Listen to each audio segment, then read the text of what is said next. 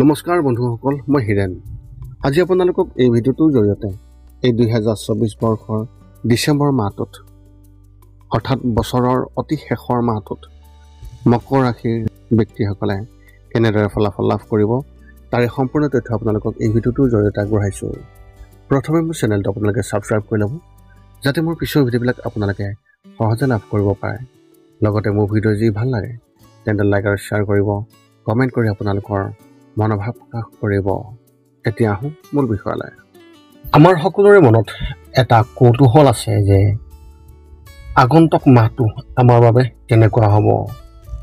বহু ধৰণৰ প্ৰশ্ন আমাৰ মনত উদয় হয়, যেনে এই মাহটো কেনেকুৱা হ'ব, ব্যৱসায় বা চাকৰিৰ ক্ষেত্ৰত অগ্ৰগতি হ'বনে নহয়, নে আমি নতুন প্ৰত্যাহ্বানৰ সন্মুখীন হ'বলগীয়া হ'ব। সেয়েহে আপোনাৰ ৰাশি আৰু ৰাশিৰ ওপৰত বিভিন্ন গ্ৰহ নক্ষত্ৰৰ প্ৰভাৱ আৰু গতিবিধিৰ ওপৰত বিবেচনা কৰি এই ডিচেম্বৰ মাহটোত মাহেকীয়া ৰাশিফলৰ সঠিক মূল্যায়ন কৰা হৈছে আপোনালোকক এই ভিডিঅ'টোৰ জৰিয়তে, যাতে আপুনি সেই অনুসৰি প্ৰস্তুতি চলাব পাৰে। এই ভিডিঅ'ত আমি মাহেকীয়া ৰাশিফল কেনেকুৱা হ'ব সেই বিষয়ে উল্লেখ কৰিছোঁ। ইয়াত আপোনাৰ পৰিয়াল, আৰ্থিক, কেৰিয়াৰ, শিক্ষা, প্ৰেম, স্বাস্থ্যৰ এনেধৰণৰ বিভিন্ন দিশৰ ওপৰত ভিত্তি কৰি এই ডিচেম্বৰ মাহটোত আপোনাৰ ভৱিষ্যতবাণী কেনে হ'ব তাৰেই বিৱৰণ আপোনাক উল্লেখ কৰা হৈছে। ইয়াৰ দ্বাৰা আপুনি জানিব পাৰিব যে ডিচেম্বৰ মাহত আপুনি আপোনাৰ ৰাশিফলৰ অনুসৰি কি প্ৰস্তুতি চলাব লাগিব। ইয়াত উল্লেখ কৰা ৰাশিফলৰ যি বৰ্ণন, সেই বৰ্ণন আপুনি খুব ভালভাৱে মন দি শুনক আৰু সেই অনুসৰি আপুনি প্ৰস্তুতি চলাওক। কিন্তু আপোনালোকক এইটো জনাই থোৱা উচিত যে এই ভিডিঅ'ৰ এই যি ৰাশিফলৰ বৰ্ণন, এই বৰ্ণন এক বিশেষ ৰাশিৰ ওপৰত বিশেষভাৱে বিবেচনা কৰি এই ভিডিঅ'টো প্ৰস্তুত কৰা হোৱা নাই, বিশেষকৈ এজন ব্যক্তিৰ হিচাপে নহয়। ইয়াত ৰাশিৰ ওপৰত যি ফলাফল প্ৰভাৱ পৰিব তাৰে বৰ্ণন উল্লেখ কৰা হৈছে। গতিকে এনেদৰে আপুনি আপোনাৰ জীৱনত ঘটিব পৰা সকলো কথাৰ তথ্য জানিব পাৰিব এই ভিডিঅ'টোৰ জৰিয়তে। গতিকে কোনো পলম নকৰাকৈ এতিয়া আমি এই 2024 বৰ্ষৰ ডিচেম্বৰ মাহটোত মাহেকীয়া ৰাশিফলৰ বৰ্ণন আপোনালোকৰ আগত আগবঢ়াবলৈ আগবাঢ়িছোঁ। সৰ্বপ্ৰথম পাৰিবাৰিক জীৱনৰ ক্ষেত্ৰত এনেধৰণৰ। এই মাহত আপোনাৰ মাকৰ স্বাস্থ্য অলপ ঢিলা হৈ থাকিব পাৰে আৰু তেওঁৰ কোনো গুৰুতৰ ৰোগ হোৱাৰ আশংকা কৰা গৈছে। যদি তেওঁলোকৰ ইতিমধ্যে কিবা সমস্যা হৈ আছে তেন্তে সকলো পৰীক্ষা আদি কৰি যতন লওক আৰু ডাক্তৰৰ সৈতে যোগাযোগত ৰাখক। আপুনি আপোনাৰ সন্তানৰ ভৱিষ্যতৰ প্ৰতিও শংকিত হ'ব পাৰে আৰু তেওঁলোকৰ সম্পৰ্কত সঠিক সিদ্ধান্ত ল'ব পাৰে। বিশেষভাৱে আপোনালোকৰ ঘৰখনলৈ এক সুখবৰ পোৱাৰ এক লক্ষণো দেখা গৈছে। এই মাহত আপুনি আপোনাৰ পাৰিবাৰিক জীৱনত শান্তি অনুভৱ কৰিব নোৱাৰিব পাৰে আৰু কিবা এটা চিন্তাই আপোনালোকক অশান্তি দি থাকিব পাৰে।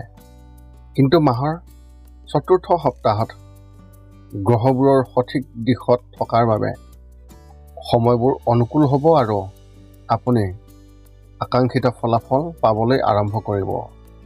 ব্যৱসায় আৰু চাকৰিৰ ক্ষেত্ৰত এনেধৰণৰ। ব্যৱসায়িক খণ্ডত বহু নতুন সুযোগ থাকিব যদিও প্ৰতিদ্বন্দ্বীসকলৰ ওপৰত চকু ৰাখিব, কাৰণ তেওঁলোকে লোকচানৰ সন্মুখীনত পেলাবলৈ আপোনালোকক বহুতে চেষ্টা কৰিব। বজাৰত আপোনাৰ কোমল স্বভাৱৰ বাবে আপোনাৰ প্ৰতি সকলোৰে আচৰণ খুবেই ভাল হ'ব। ৰাজনীতিৰ লগত জড়িত থকা ব্যক্তিসকলে নিজৰ বাবে নতুন কিবা এটা কৰিবলৈ চেষ্টা কৰিব।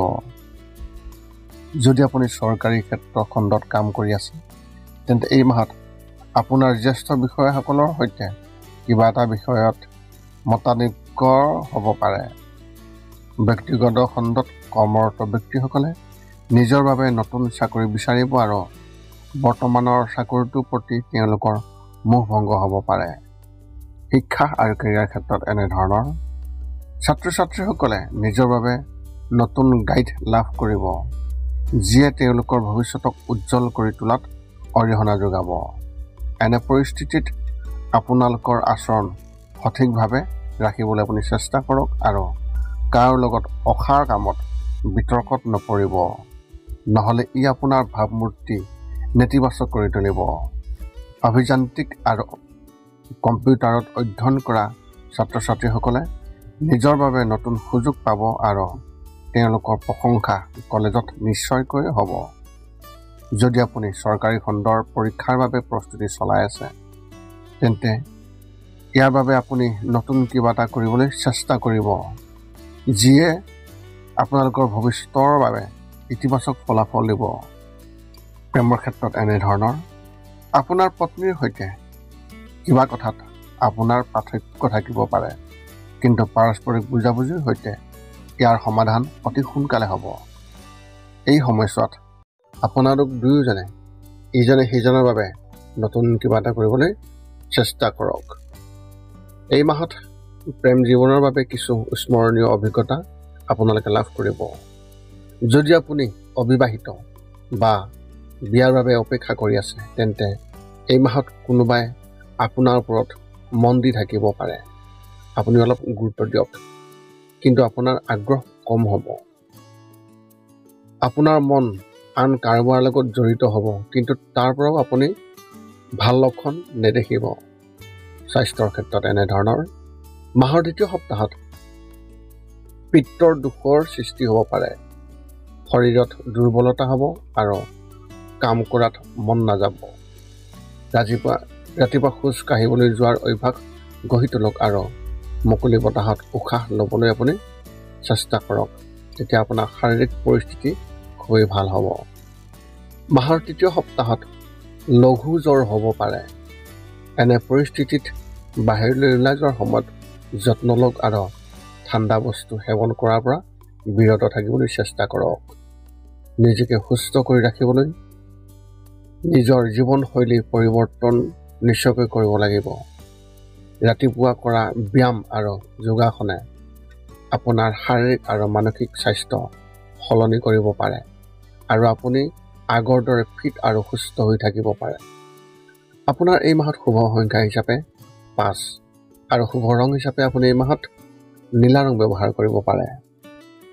মকৰ ৰাশি ব্যক্তিসকলৰ বাবে এক বিশেষ পৰামৰ্শ।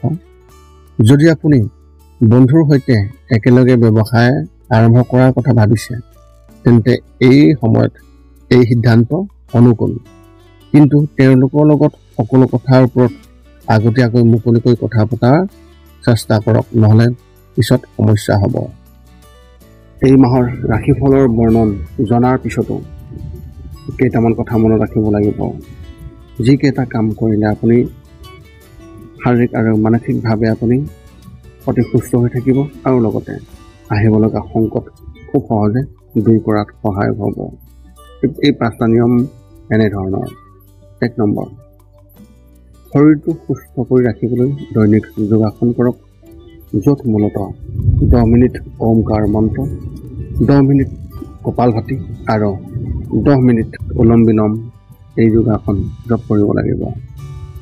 ইয়াৰ লগে লগে আপোনাৰ শৰীৰ আৰু মানসিক স্বাস্থ্য একেবাৰে নিখুঁত হৈ থাকিব। ৰাতি শোৱাৰ আগতে নিস্তব্ধ আৰু নিৰ্জন ঠাইত 10 পৰা 20 মিনিট ধ্যান ধাৰণা কৰিব লাগে। ইয়াৰ দ্বাৰা 2টা উপকাৰ পোৱা যায়। এটা হ'ল আপুনি ভাল টোপনি পায় আৰু দ্বিতীয়তে পিছদিনা আপুনি সতেজ অনুভৱ কৰে। ধ্যান কৰি থাকোঁতে মধ্যমীয়া শব্দত শান্ত সংগীতো শুনিব পাৰি। 3 নম্বৰ হৈছে প্ৰতি মঙলবাৰে পুৱা নিশ্চয় হনুমান চালিচা পাঠ কৰক আৰু হনুমান মন্দিৰ দৰ্শন কৰক।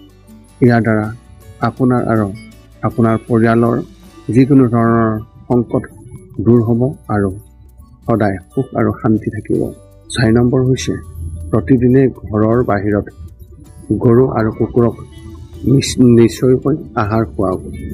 লগতে চৰাই আদিৰ বাবেও খাদ্য বা পানীৰ ঘৰৰ ছালৰ ওপৰত ৰাখিবলৈ চেষ্টা কৰক।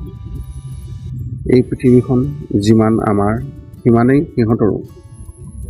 নিতৌ ইহঁতক খুৱাই আমি গুণ পাওঁ আৰু গ্ৰহবোৰৰ কুপ্ৰভাৱ দূৰ হয়। মাজে মাজে চৌপাশৰ দুখীয়াসকলক উপযুক্তভাৱে সহায় কৰক আৰু ভোকাতুৰক আপুনি খুৱাবলৈ চেষ্টা কৰক। এই আছিল এই 2024 বৰ্ষৰ ডিচেম্বৰ মাহটোত মকৰ ৰাশি ব্যক্তিসকলে লাভ কৰিবলগীয়া সম্পূৰ্ণ ৰাশিফলৰ বৰ্ণন। আপোনাৰ মনত যদি এতিয়াও জ্যোতিষ সম্বন্ধীয় কিবা প্ৰশ্ন আছে তেন্তে আপোনালোকে এই ভিডিঅ'ৰ তলত কমেণ্ট কৰি আমাক অৱগত কৰক আৰু আমি আপোনালোকৰ প্ৰশ্নৰ উত্তৰ অতি সোনকালে দিবলৈ আমি সকলো সময়তে সাজু আছোঁ। পুনৰ লগ পাম অন্য এটা ভিডিঅ'ত। আজিলৈ ধন্যবাদ।